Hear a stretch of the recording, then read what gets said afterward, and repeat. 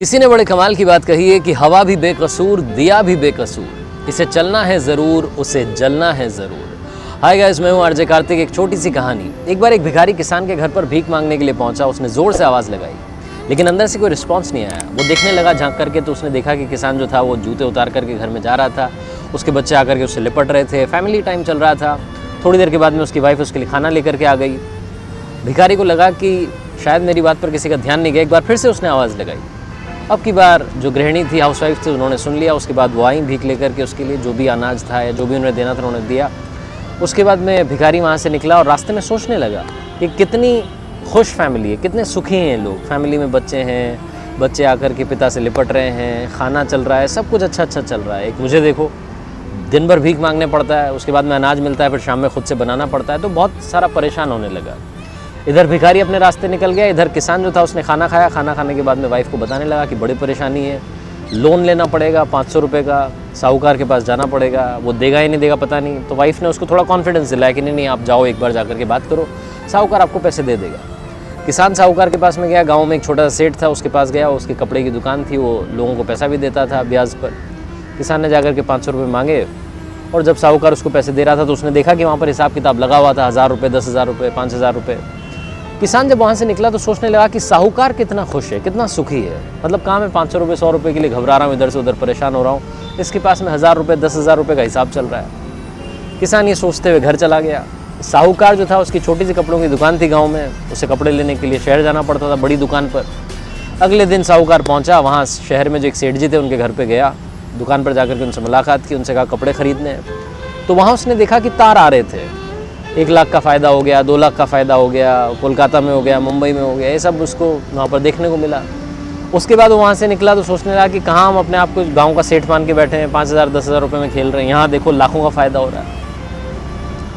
इधर साहूकार गाँव गया, इधर सेठ जी जो शहर में थे, उनका नौकर उनके पास आया और बताया नौकर ने कि एक तार आया है मालिक, 5 लाख का घाटा हो गया है। सेठ जी का दिमाग ठनक गया।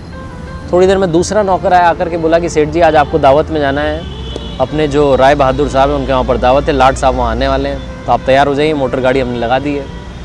अब जो सेठ जी थे वो बेमन से, उदास मन से, क्योंकि घाटा हो चुका था, गाड़ी में बैठे राय बहादुर साहब के घर पे गए। वहाँ जाकर के देखा दावत सजी हुई थी, बड़े बड़े सेठ आए हुए थे। मतलब इनके तो बैठने तक की जगह नहीं थी, जैसे तैसे इनको कुर्सी मिली।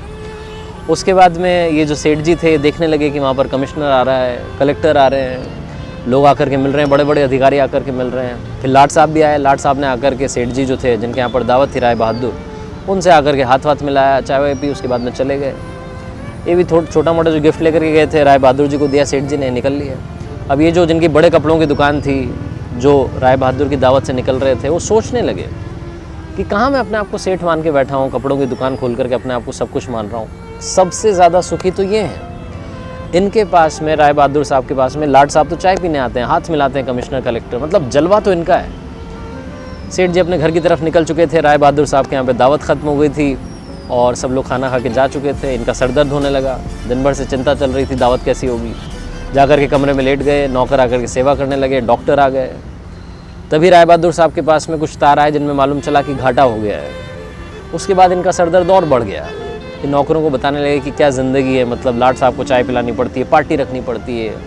तभी इन्होंने देखा कि खिड़की से इनकी नज़र पड़ी नीचे सड़क पर, एक भिखारी जा रहा था, उसके हाथ में डंडा था, गाना गाते हुए जा रहा था। तो इन्होंने नौकरों से कहा कि देखो ज़िंदगी में खुश तो ये है, सुखी तो ये भिखारी है, इसको कोई चिंता नहीं, ना घाटे की ना फ़ायदे की। ये भिखारी वही भिखारी था जो किसान को खुश मान रहा था, सुखी मान रहा था।